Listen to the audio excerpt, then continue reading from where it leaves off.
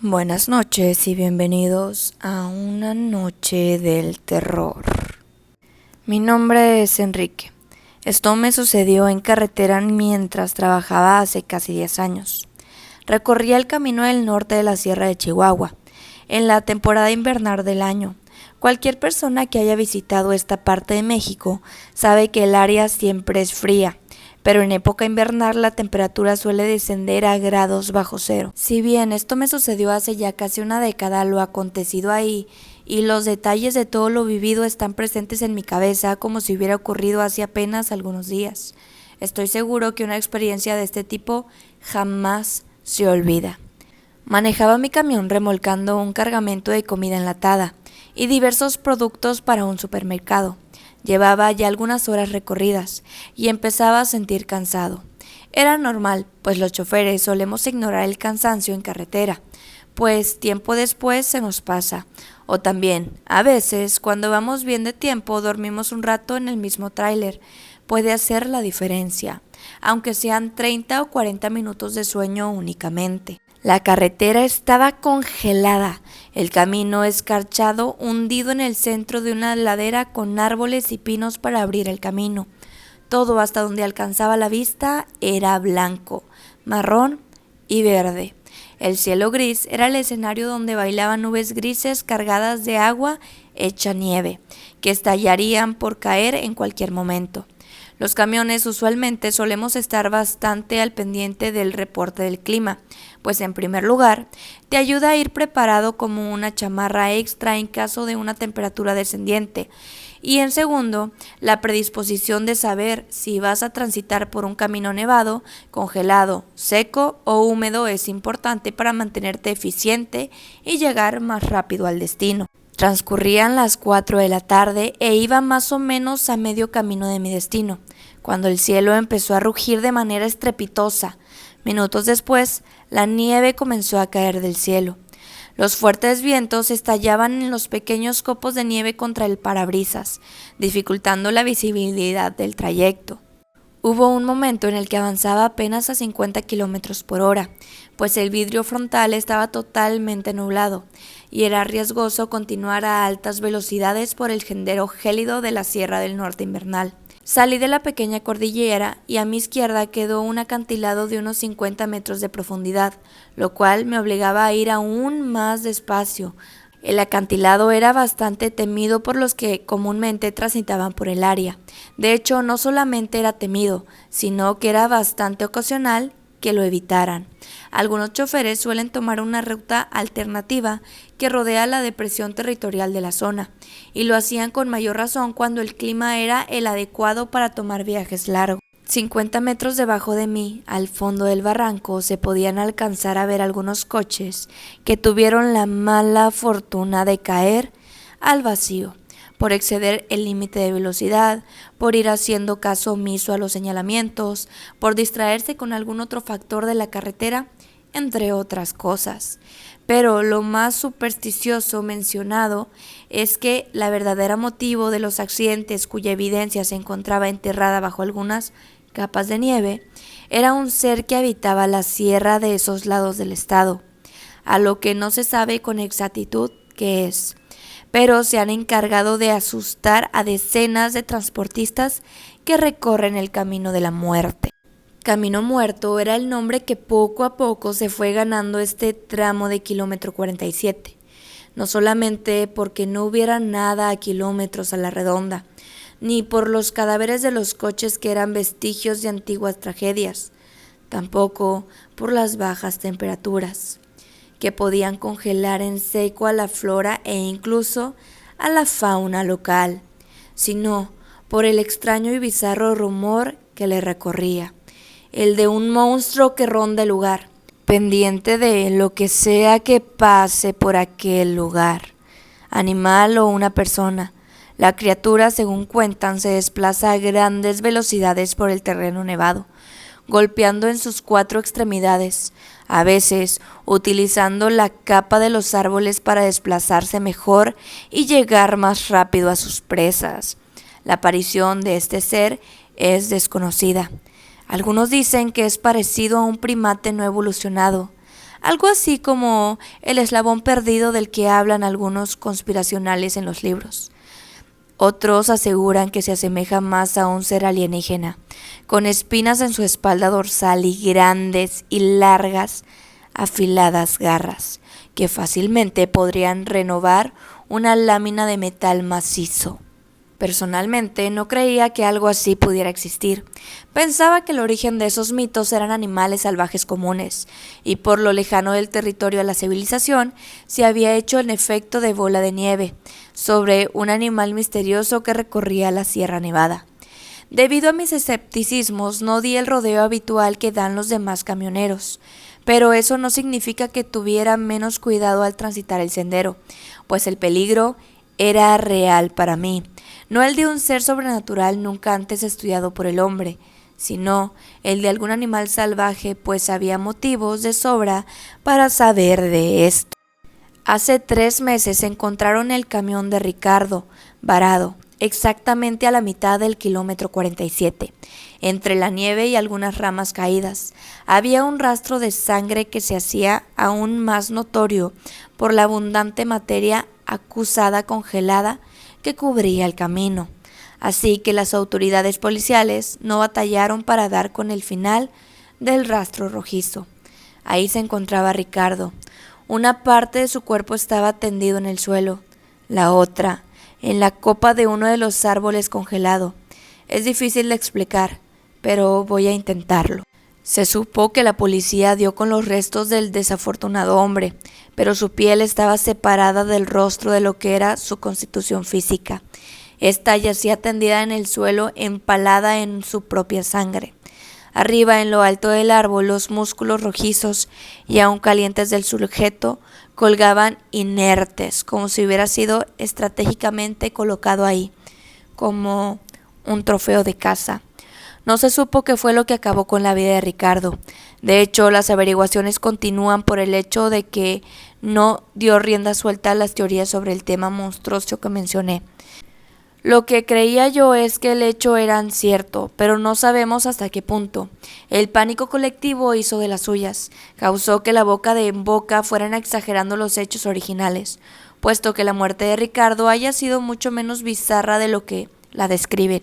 Puede que se haya tardado en simplemente un accidente desafortunado que a cualquiera le podría pasar en una parte infinidad del país, incluso del mundo, y que poco o nada tenía que ver con un ser misterioso e extraño. O también podía ser que las leyendas fueran ciertas, y que todo haya pasado tal cual se contó. Pero personalmente nunca me dejo intimidar por estas disparates de difamaciones. Otros de los extraños características del camino muerto es que la comunicación se suele ser muy inestable. La radio, la señal de teléfono y cualquier tipo de equipo digital comienza a fallar. De hecho, muchos de los que se atreven a transitar el camino muerto saben que ya entrando, cuando la radio empieza a transmitir solo estática, y se dan cuenta que han salido cuando la música vuelve a escucharse. Debo de reconocer que a esto no le encuentro una lógica. Era algo que simplemente era raro y realmente no tenía una solución a la cual acudir. El tormentoso clima no se apaciguaba. Entonces, en medio del vendaval, escuché el sonido del aire saliendo a presión y cómo el camino se inclinaba ligeramente hacia un lado. Había pasado lo que nadie esperaba que le ocurriera en el camino muerto. Se me ponchó un neumático de mi transporte. Me bajé para ver el daño. La llanta derecha de atrás se había perforado. Lo raro es que no había un agujero, sino que el neumático parecía haberse rasgado, como la costura de una fina tela. Tampoco encontré el objeto que causó el desperfecto. Fui a la cabina posterior del tráiler por una de las refacciones. Cuando a unos metros de mí escuché el sonido de unos pasos que se movían aparentemente cautelosos. Me giré y me sobresalté al ver un niño pequeño al borde del camino, de pie y aparentemente observándome. Digo aparentemente porque no podía ver su rostro. Lo tapaba el gorro de una chamarra roja, acolchonada que llevaba puesta. También vestía un pantalón café claro y unas botas marrón de nieve. Era cuanto menos preocupante ver a un niño pequeño ahí solo, pues su presencia no tenía razón de ser en ese momento y sobre todo en ese lugar. Llamé su atención, pero no me hizo caso. Bajé del camión posterior, ya ni siquiera me acordaba de que hace unos segundos me puse a buscar la refacción del neumático ponchado. Pero al intentar acercarme al pequeño, este salió corriendo. Me quedé ahí parado sin saber qué hacer. Era una situación totalmente improbable. No podía simplemente cambiar la llanta e irme. Tal vez el niño había sufrido un accidente. Tal vez había un coche o algunos metros donde sus padres se encontraban heridos o necesitados de ayuda. O no lo sé, habían demasiadas posibilidades ante la inesperada presencia de un infante en medio de la nada, de la Sierra Nevada, y de los primeros vestigios de lo que parecía ser una tormenta de nieve de considerable proporción. Seguí al niño afuera del camión. Me adentré afuera de la carretera de lo único que ese lugar que denotaba pistas de civilización, pues los demás eran totalmente silvestre e inexplicable. Le gritaba al niño, pues conservaba la esperanza de que se detuviera y poder hablar con él, pero era muy rápido o quizá yo muy lento, pero solo veía un punto rojo que se movía entre los árboles y la nieve, el cual cada vez se hacía más y más pequeño, hasta llegar a perderlo de vista. Me detuve unos momentos, pues estaba hiperventilando. Mi aliento hacía un vapor frío al salir de mi cuerpo y chocar con la temperatura ambiental. Después tomé aire y pude seguir caminando, pero mi esperanza de encontrar al pequeño se hacía cada vez menor.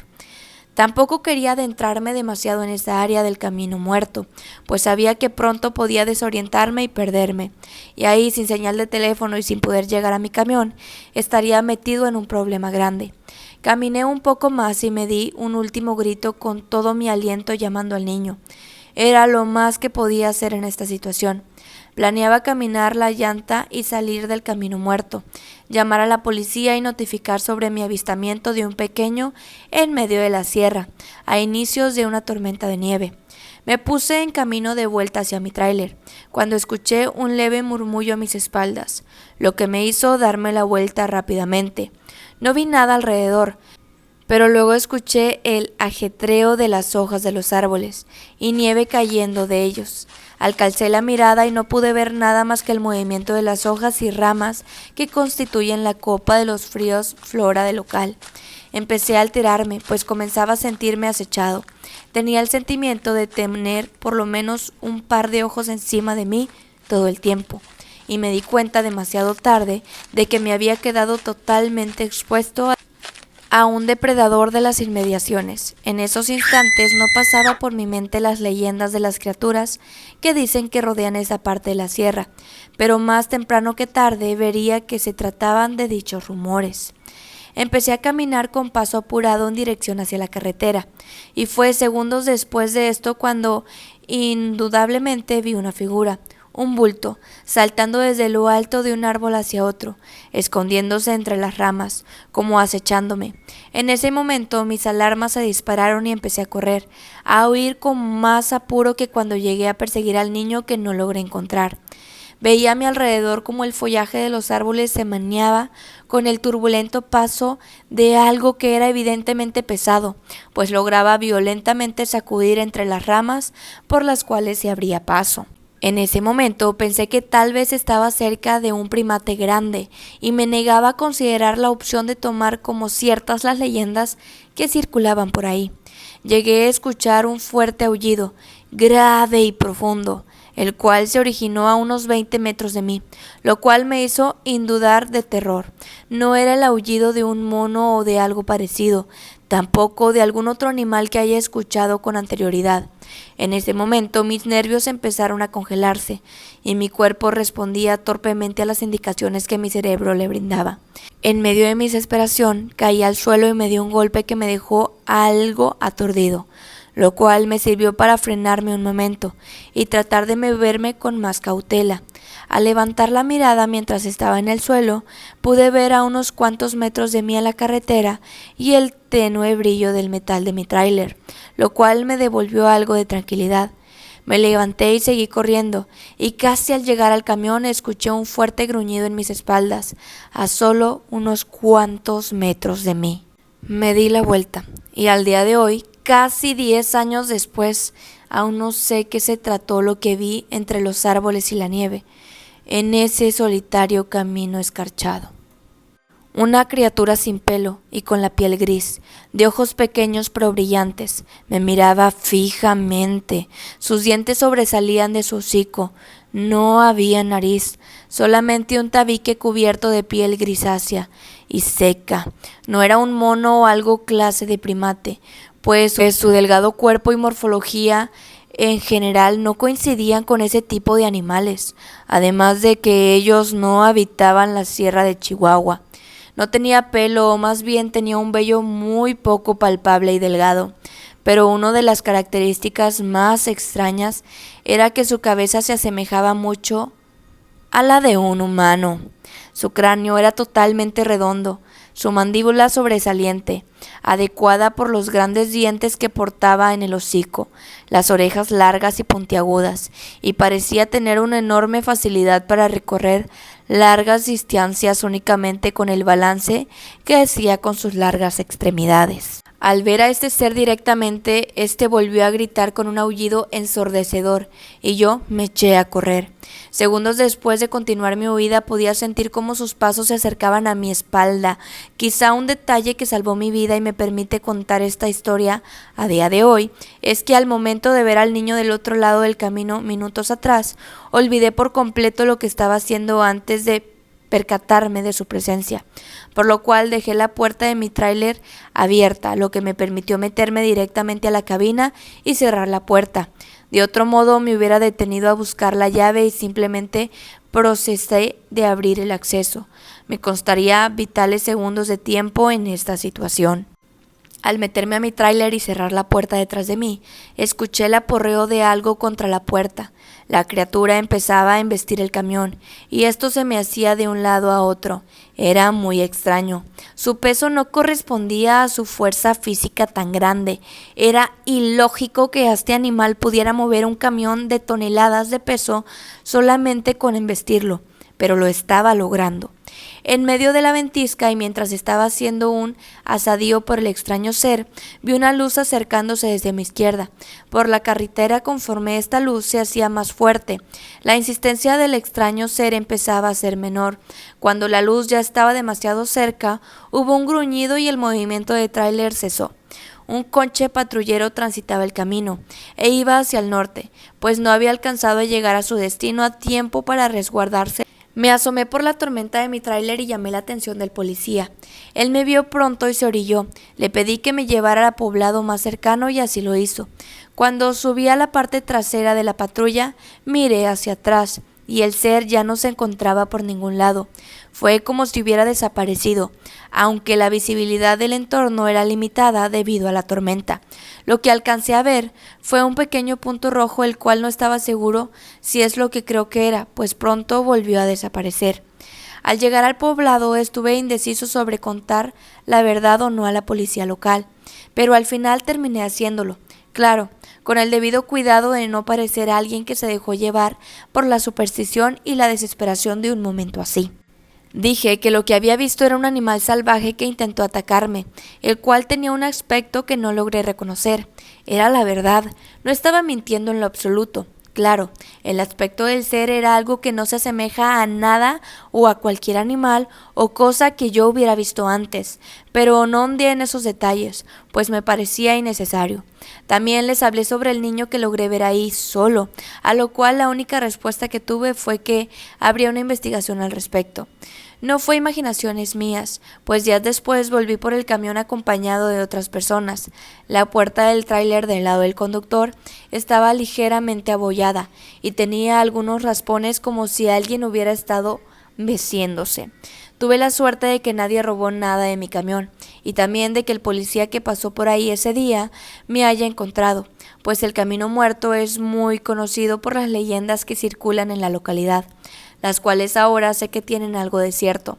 Sé que ahí hay algo en ese lugar, que no pertenece a algo que antes haya visto. Sé que las leyendas del Camino Muerto son reales, pero el origen de estas tiene un fundamento que puede ver con mis propios ojos, y fue lo más aterrador que me ha sucedido en la vida. Un cabo suelto del que nunca tuve una respuesta fue el niño, a no ser que haya sido alguien viviendo en las inundaciones. No tiene sentido que alguien hubiera andado por ahí. No hay alguna cosa o cabaña cerca. El poblado más inmediato está a varios kilómetros del lugar, y no supe sobre reportes de desapariciones. La policía no dio con nadie después de mi reporte, y de haber habido un niño rodeando por esta soledad, seguramente se hubiera topado con la criatura que yo me encontré, o más bien, la criatura que me encontró a mí. Por momentos he pensado que el niño es un gancho, una forma de atraer desconcertados a los que transmitan el camino, hacerlos bajar de sus transportes y que vayan a buscarlo, internándose en lo más inhóspito del lugar, donde son una presa fácil para la criatura que habita ahí. Y nadie habla de un niño pequeño que va por el borde del frío, caminando porque hasta ese día nadie había vivido para contarlo. Pero claro, solo son especulaciones mías. Han pasado casi 10 años desde entonces, y por ninguna razón vuelvo a recorrer el camino muerto. Siempre doy el rodeo que hace que te demores más en llegar a tu destino, pero que no alberga el peligro de encontrar con alguno ser misterioso y desconocido. Tampoco me encargué de difundir mi experiencia entre mis compañeros de camino, pues la fama del lugar ya era suficiente, y poco o nada contribuiría mi relato a lo que ya se cuenta. Me daba miedo también que la gente empezara a creer en mi cordura. Se estaba deteriorando, pero hoy me atreví a narrar esta experiencia, poco antes de que se cumpla una década de lo que viví ahí, en el camino de la muerte. Eso fue todo por el video de hoy. Espero que les haya gustado mucho. Recuerden que estoy recopilando sus historias y me las pueden mandar al correo electrónico que está abajito en la cajita de información. Y sin nada más que decir, espero que estén teniendo unos dulces sueños.